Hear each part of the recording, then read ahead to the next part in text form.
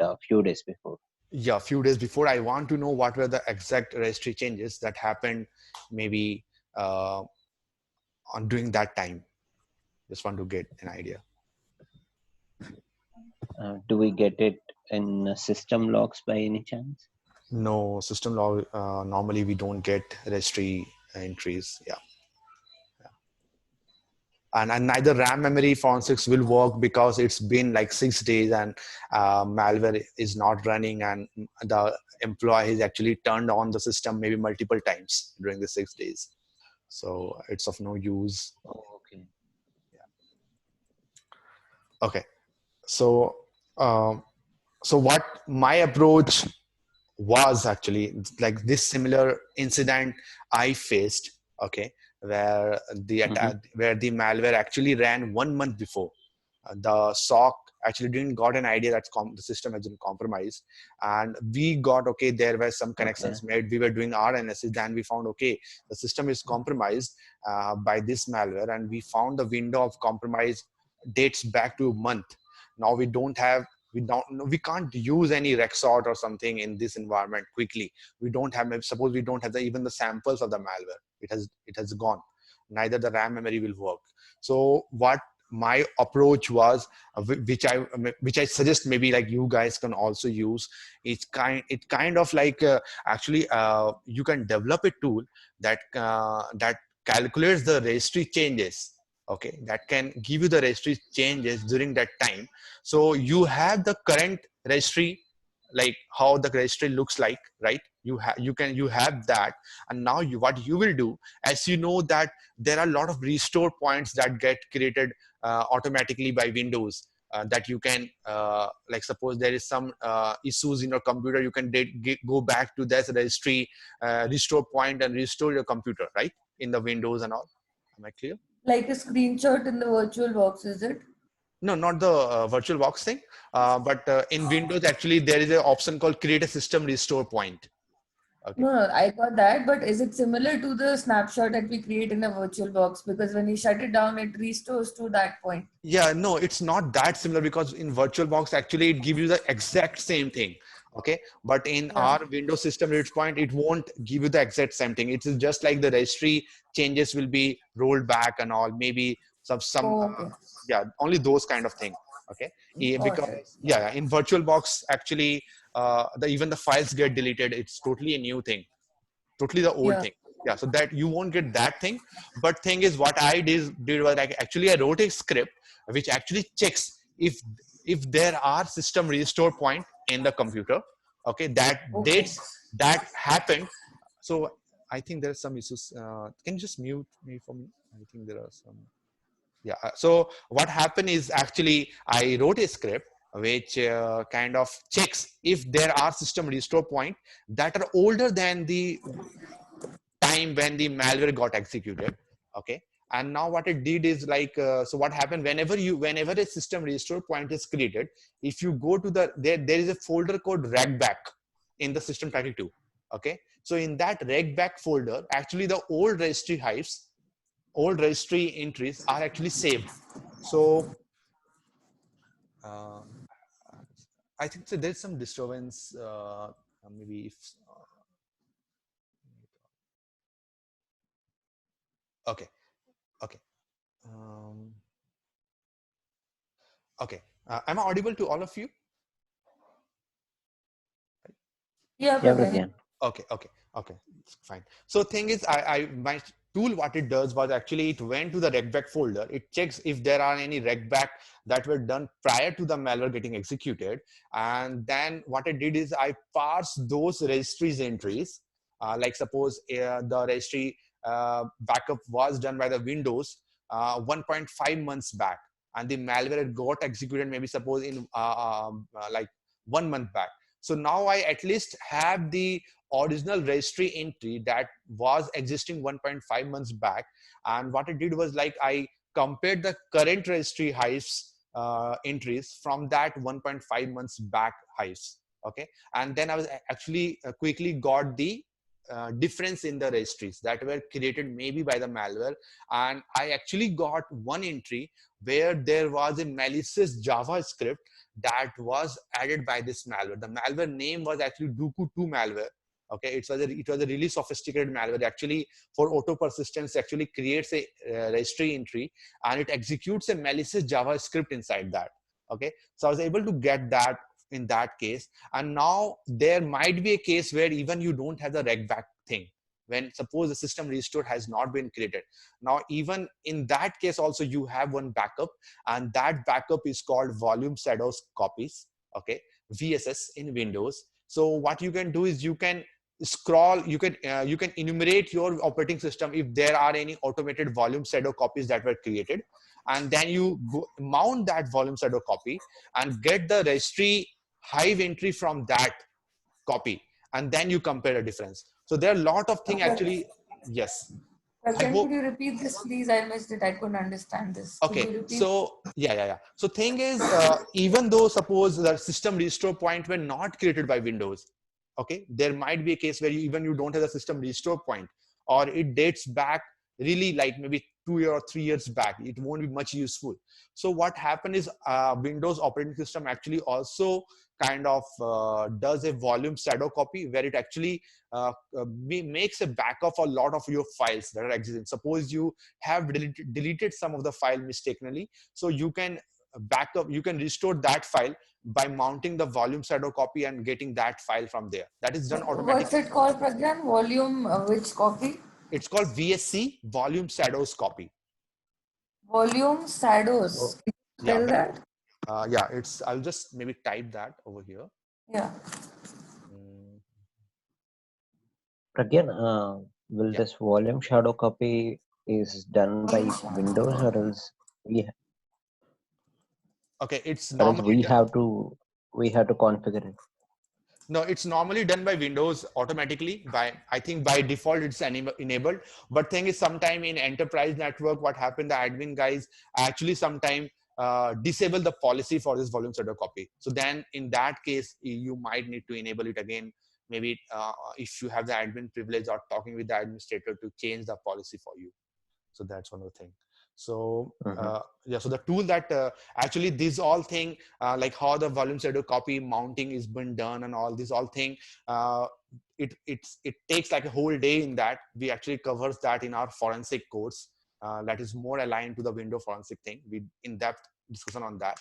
But thing is, I just want to give you an overall idea that there are certain things that you can achieve by like maybe implementing those things and using a Python script. You can write a script which can enumerate the regback folder for you, see like how old that is, or enumerate the volume shadow copy for you, see how old that is, and then kind of like do a comparison and achieve the same feature that Rexort provide you, but kind of outside the lab environment. Okay, so those all things you can implement that. It will be really useful because I have done that in a lot of cases, and I was able to get the malicious entry for that when the Rexort software failed for me because I don't have the lab environment for that. Yeah, got it. Okay. So, what all does the volume shadow copy contain? Pragyan, could you tell that again? Yeah, it's actually containing minimal copy of your files that are like a full direct C drive backup. Actually, it has. Okay, so it will have maybe a lot of your document file. It can have a lot of exe file that you were having prior, a lot of like multiple file, PDF, JPEG, Word file. You can, if you're lucky, you can like recover that from volume shadow copy. And apart from that, all the registries entry. Suppose when I show you the registry entry, like last time I went to this regidit and kind of showcase you the this entry. So these all are actually created in C drive Windows. So if I go to C drive and then go to Windows system, Windows 2, and then go to system 32 over here and go to config, so you can see over here security, software, system. So the registry editor is actually parsing those files and showcasing you the entries over here. Okay, So these all things are actually present in the volume shadow copy also, and you can recover those old entries for you and do analysis for that. Okay. Okay, got it. Okay. Okay. So you can try that So maybe in, Pragyan, yeah. Yes, yeah, Sandy. what is the time period for making this volume shadow copy by Windows? Is Can you? it 1 day or Oh, yeah? okay. Okay. So Yeah. what is the time period? Yeah, I'm yeah, yeah, asking the yeah, time yeah. period. No, yeah. Normally, it is actually 15 days. Okay, normally it's 15 days. But suppose suppose the Windows C. Okay, you don't have much disk space and all. So then it's maybe it also does a later. It automatically does it like 2 months or something like that. But it's not per day. But it's like a use gap, like maybe 15 days or a month. Okay, and So Okay. basically, every 15 days or every like once a month, the shadow copy will be created. yes, yeah, for you automatically in the background. Yes, Okay. yes. And the other thing is normally you might have gone through some of the report of some ransomware that delete the volume shadow copy. So what happened is ransomwares, a lot of malware attackers are actually knowing that a volume shadow copies are existing, and they don't want you even to kind of extract those files, the decrypted file from the volume shadow copy. So what they do is actually they embed a feature in your malware, in their malware, that it actually deletes all the volume shadow copies that are existing in your computer. Okay, so even they take those things into consideration nowadays. Okay, got it. So any questions still now? No, Pragyan, got it. No Okay, great. Pragyan. Okay, got it. Great. So now I will do a static analysis of this malware on the Remnex VM, and we'll do this. So why I'm showcasing different kind of tools in Windows and Linux is because you guys will not be just doing any analysis just on kind of Windows machines, some compromised Windows machine, but also on Linux. And Linux will somewhat give you flavor of even the Mac operating system. So suppose you have a script and you got a suspicious file. What you can do is maybe you can write a Python script. It goes to your compromised Linux machine and run these tools in background, get the report, and send it over to you. So by this, we can cover the analysis for Linux as well as like Windows. But I know like we are just showcasing, like analyzing the exe file only for Windows. But this all tool, because it works in Linux environment, so even like suppose you have any malware file that is compatible with Linux operating system, so you can use the maybe use these tools even in that environment and kind of analyze those malware. But for this course, we will much more align to the Windows operating system. Okay, so Okay. yeah, so the So, first tool, but yeah. will we still see analysis of one or two ELF files, Pragyan? um yeah, you can see that, but kind of like I'm sure some of the tools might not work for ELF file because those are more compiled to exe. No, yeah, I'm aware that there are very limited tools available Yes, for yes. analysis. Yes. Yeah. But normally, like whatever tools are there, you like with a good background of working on Linux, so you can maybe like develop scripts or do some automation kind of where you can just do an analysis on the endpoint itself rather than getting the compromised system or fetching the malware from that system to your live environment. You can do the analysis at the endpoint itself and kind of just fetch the log for analysis. So those all things you can Got achieve. it. Yeah. So Yeah. now the first tool that I will be showcasing in this is the P scanner. What it does is actually highlight a lot of risky window API calls that are present in any of the exe. So I will do, so what happened is like when I was trying to unzip that VRB bot, uh, I don't know, there was some typing mistake, but the password actually same, it's malware. So now I was able to decrypt that. I was able to unzip that. So I'm just running that P scanner on this VRB bot.exe, and it will take maybe a minute or something to do the analysis, completing the analysis. So let's see.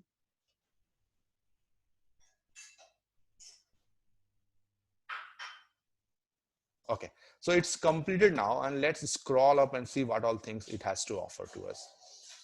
So first thing is it actually gave you the MD5 hash of this file, even the SAR one, and also even the SSD. So any guess what this SSD means? Yes, Pragyan. So basically, Deep is a content piecewise content based hashing algorithm. What it does actually, how I know about this is because we have implemented this in our detection mechanism. So Yeah. SSD for malware clustering. What Yes. SSD is doing is that it's matching the content of random, uh, uh, random parts of an exe file or any file format, and it Yeah. will compare it to other files. And if it finds a similarity, then it will club them together. Yes, yeah. And the useful part, yeah, definitely correct. And the benefit of that is even if there are some little bit changes in the file, the SSD might be kind of almost similar for that, like Yeah, for the original file. And then you can like yeah, detect, that is yes, why. yeah, Yeah, that is why. So when we write, as I told you, that we write signature for malware samples in our yes, company. yeah, So instead of writing a signature for one sample, we run SSD over all our malwares so that yeah, we get a cluster of more than 7 samples in which the samples are pretty much similar, as you said. similar. The SSD. Yes, And yeah, that is when we go about analyzing the malware. yeah, So it comes out that the features and characteristics are at the end the same of same, the yeah. sample. Yes. Yeah, definitely. Yeah, that's the exact answer. So, yeah, so that's how SSDP is useful to us.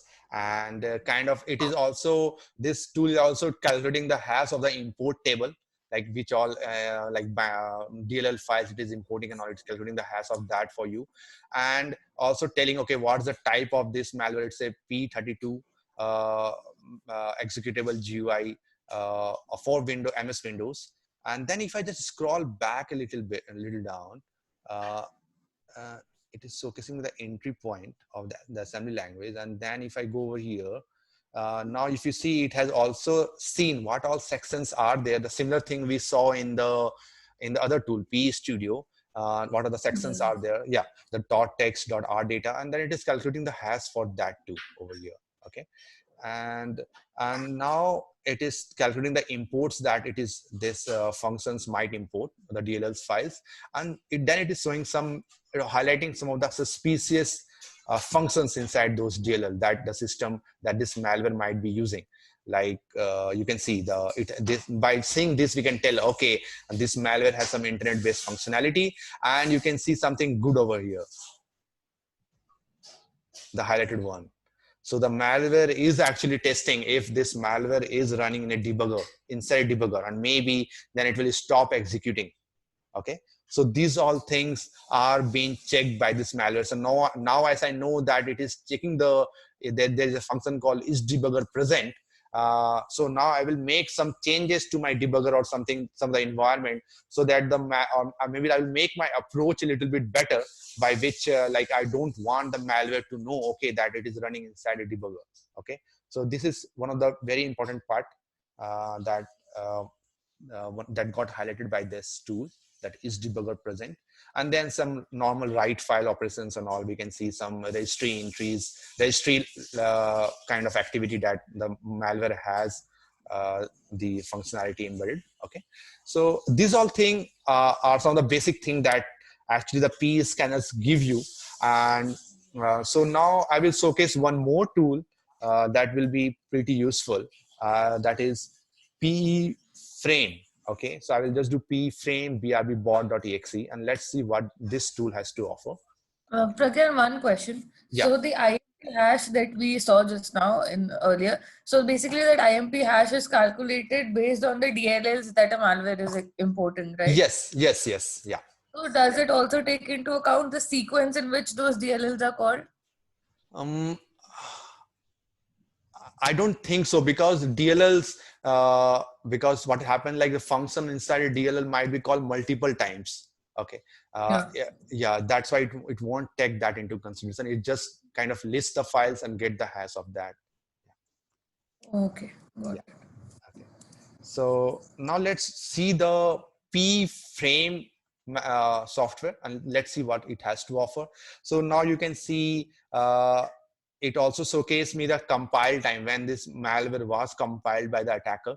This all thing I can, like, we can know it from here, and it will be really useful to know how old the sample is. Like suppose for a system that got compromised, now I can tell what's the window of compromise. Like it won't exceed 2015. it like suppose it has been like the system has been like suppose recently compromised. It won't be like something like much prior 10 years back or 15 years back, because there are cases where, like suppose there are suppose some nuclear attack, nuclear power plant attack is being planned by some country. So then those attacks actually might take uh, years to plan, like 10 years 15 years to plan. Now with this compile time and all, we can tell okay, this time frame is not that much, it's like maybe 5 years old or something like that. Okay, so now let's see what all things it has. So this is something that it has detected, like there's a packer, maybe the tool has some packed code. Packed I will talk in much more detail, but for now, like I know you guys might know about that. So thing is, most of the data might be encrypted, that might be decrypted on the fly, and then it has some anti-debug functionality by which the malware will check okay if this malware is being analyzed or not, and then maybe it will like either terminate itself, or maybe it will let the malware analyst spend time in some lot of false loop. Those all things can happen. So let's see what other things are there. So Which tool was this, Pragya? uh, it's p-frame. P-frame. Okay. Yeah, it's already pre-installed in Linux OS. Okay, the Remnex one. Okay. Yeah. So now I see that there are anti-debug functionality that this p-frame highlighted for us, like getting the last error is debugger present, terminate the process, unhandle exception filter. So suppose any exception happened while kind of debugging the stuff on the debugger. So might be the malware might kind of detect that exception, and kind of like if there is any unhandled exception that get raised, so what will happen is kind of it will know that the malware is being analyzed and will quickly kind of terminate itself. So are you guys aware of SEH chain? Any idea? SEH chain. No, Pragya. Okay, so what I think is like it's not much related to the malware, but I just want to kind of discuss with you guys is that you might have you already might have some scripting background, and kind of you might be writing some code where like you're writing okay, try this, if there is error catch this exception and do something else, right? Yes, Pragyan, yes. I've Yeah. seen that in Python.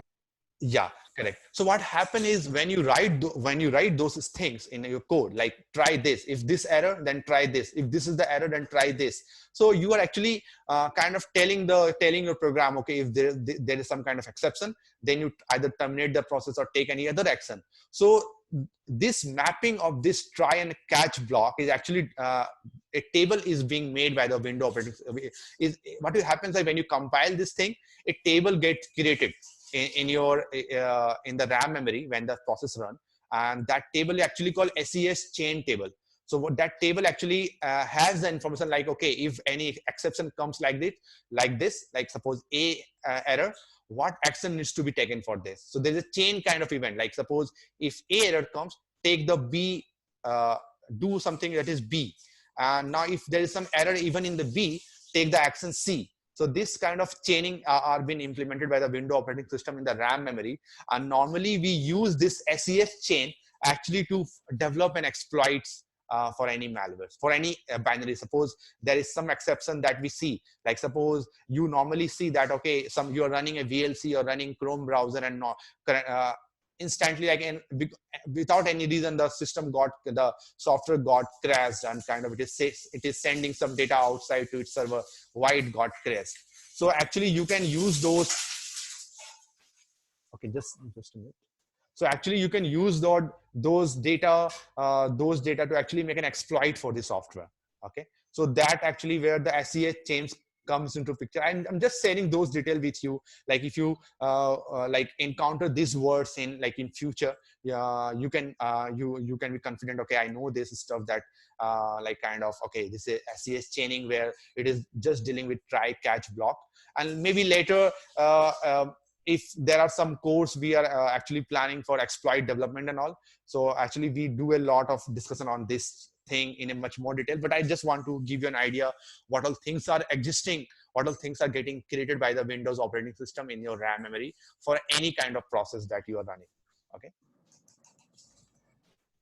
So let's go forward with the last tool that I want to showcase you guys in this Remix,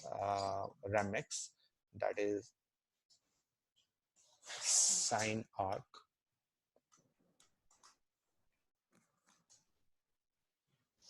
Okay.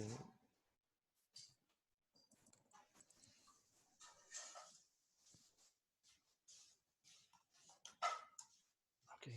I think there are some. I think this has not been installed previously. So actually, I will just tell you what this sign arc did. We have actually covered a lot of things like P scanner, P frame, and all. So what this sign arc does for you is actually it will tell you, okay, if there are any function in the exe that is related to like compressing the data or encoding the data or encrypting the data or decrypting the data. So those all details actually gets highlighted by this sign arc tool. But normally, as you know, that lot of actually the functions were highlighted by P frame and P scanner. So it won't offer you much more new things, but kind of it is only aligned to kind of highlighting those functions which are dealing with kind of compressing or encryption or encoding of any kind of data. Okay. And So yeah. again, if we have a file which has base64 encoded content, and if we use SINAC on it, we will be able to figure that out.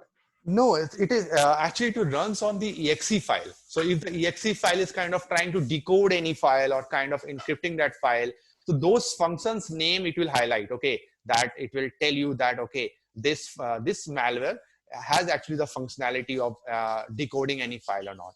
Yeah, it won't work in, suppose you have a text file where you have some base 64 encoded data, so it won't highlight that. It will highlight if your exe or if the process has actually the functionality of decoding any data. No, I got that. So basically, if an executable file is has base64 encoded strings, say, and it's decoding that base64 encoded strings in RAM, will just tell us that the P Yes, is yeah, it will highlight okay. that function.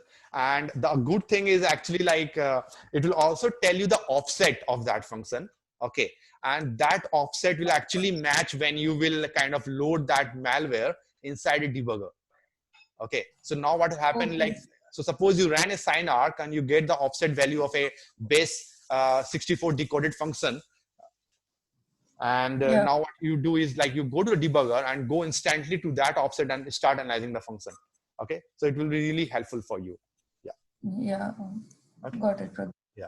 Okay. So now thing is, we have completed the static analysis of the malware. So like for SRVCP, uh,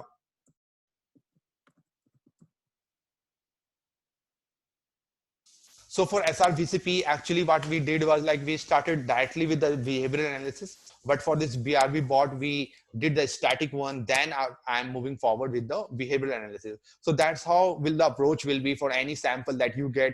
First, do a normal static analysis, and then invest time in kind of investing time in doing a behavioral analysis, just to know, okay, if your time is worth investing in this malware. Okay, so always start with a basic static analysis and then move forward with behavior and then move forward with the code analysis. Okay, so now the thing is what I want to cover is before starting with the behavioral analysis of the brbot.exe, I want to complete that pending part of the last class that was like decrypting the gus.ini files. Okay, so any questions till now from you guys? No problem. It's clear. Okay, okay, great. No problem. Okay, fine. So let's do that. So I'm just terminating this. I hope in this 10 minutes I'll be able to cover that. So let's close this. Okay. So now I will start Oli debug tool and run as admin. Okay. And now I will go.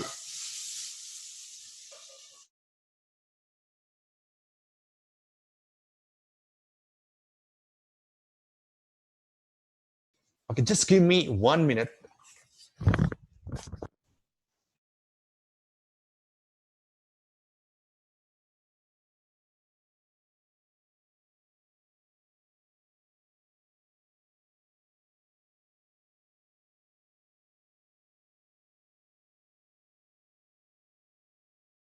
So am I audible, right, to both of you? Yep, you are. Okay, great. Okay. So What now about what I, yeah, okay, great. So now what I will do is I will actually kind of load this srvcp.exe. And now, as I told, that the file that I am interested in kind of is decrypting the gus.ini file, and I've already put this file in system32 folder as well as the syswas64 folder.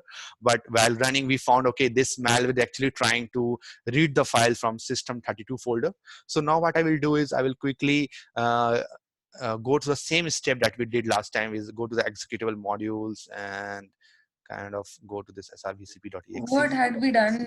Until what part had we done last time, Pragyan? I'm not able to recall. Okay, okay. So what we did was like we loaded this exe in this. We loaded this exe malware. I will go to the steps one by one again from the beginning. Okay. Okay. So I loaded Okay. this malware, and then I went to the view and then loaded this srvcp.exe in the debugger. Okay, because previously it was showcasing me other DLL files, and now what I will Yeah. do, yeah. So now I will do is I will just press Control plus N, and now I will go through f open. So now I see, okay, this is the file, this is the function f open by which any kind of program can actually open a file. So that function actually comes under the crt dll file. So I'll go through this and I will do a right click in this and I will check find references to import, like where are the points in the exe where these functions are being called. Okay, I'll just click on this and it will see it gave me a lot of points. Okay, it gave me the Yeah. points, like these are the points where this f open was called. Maybe this f open might be calling some different file, this might be calling some different file for reading or writing. So let's start with the beginning, and if you're lucky, maybe the first file might be kind of like trying to read the gus.ini file. So what I will do is now I will do a right click over here and I will click on follow in disassembler. Okay, and now I Pragyan, just considering, are we recording this session just in case we end up missing something? no, I am recording this session. It's recording, getting Okay. recorded. Yeah. So now I see that this is the point where the f open was called. Okay. And what I did is like you can do a right click and kind of do a set a breakpoint over here. But I have already done a breakpoint over here. Okay. And what I also did was like after this call, I am also setting a breakpoint over here just to like just for one more security that I don't go like I don't miss the breakpoint. Okay, so now what I'm doing is I'm running this software now, this process now. I got some exception. I'm again pressing the run, and now you see I am in the breakpoint of f open. So now the process is about to run, about to open a file. And how to know that which file to or which file this process is trying to open is because when this function is being called, the argument that is the name of the file will be obviously in the stack, okay, that we saw last time.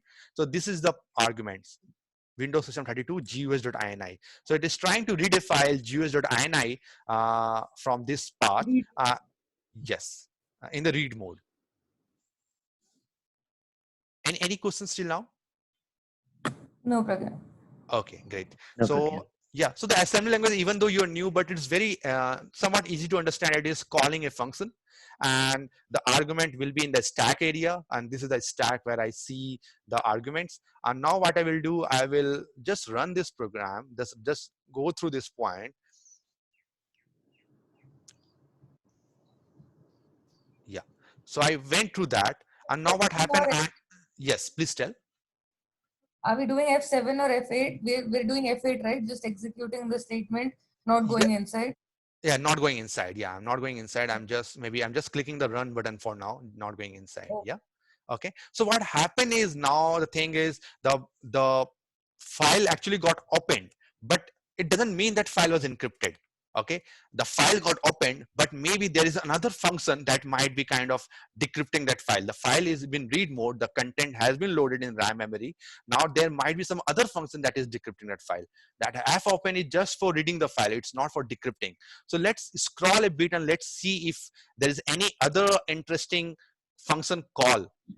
Okay, so now I till see, now, yeah, please tell. Pragyan, now when we were opening the file was encrypted, right? I'm just trying to recall. Yes, the file was encrypted, and if you want to see the content, this is what the content. So this is the encrypted content. Okay. Yeah, I remember now. Yeah. Okay, so now I see one function call after this function, but it is something related to malloc. It is just to kind of allocate some space in stack memory. Maybe like it is allocating some space in stack memory for kind of pasting the content of this file in stack. Okay, so it is calling malloc. So malloc, I guess you guys might know, it's a function in C language where malloc or alloc function, which is used to allocate memory in the RAM for this process. Okay, so I know like this doesn't seem interesting. This function can't never decrypt the content. Okay, let's go a little bit further. And so here is something call srvcp 05. So this is some of the function. I don't know what this function does, but kind of before after this function, what I also see that there is a call to ss-scanf, if you see. And ss-scanf actually takes input. Like a scanf function is something that takes input from keyboard. Suppose you are trying to say, give any value to any, suppose a variable called a5 from the keyboard. You just give scanf and then %d a. So that a will actually accept a argument, accept an input from the keyboard. Okay, so the format in which this scanf is actually getting the argument is something you can see over here. Format something equal to something. That means there's something equal to, like, key equal to value. There is something it is accepting in a key value pair. Okay, so that means that before this scanf, this function seems interesting. That it might be a case that this function is trying to decrypt the file. So here what happened, the file was opened. Here the in the space the content was loaded in the stack or something, and then here the decryption happened by this function, and then the decrypted arguments were passed to this process later on the course. Okay, so any questions till now? No problem. Got it. Just one question. I think you had mentioned it in the last class. I'm not able to recall the where this is written srvcp dot 004 or whatever offset. So that is the function name, right? That we are saying call. Yeah, that is the So function name. Yeah. so what do we mean by srvcp dot that offset? Like, is it pointing out to some address or something like that? Yes. So if you see, the current line offset is 4036BA. That's the current offset. At this offset, it is actually calling the function that reside in the offset 405366. Okay, it is Okay. So the address of the function. function that we is Yes, this. yeah, the starting address of that function. Yes. So now it Got is it. calling this function. Now what I will do is I will just go through this. Okay, and what happened when you normally calls a function, the answers goes inside the ex register. I think the call is going to end. I'll just quickly go over that. And now if you see in the eax register, you see the decrypted thing, ASCII nick equal to Mickey. Got it? So it actually decrypted the first line.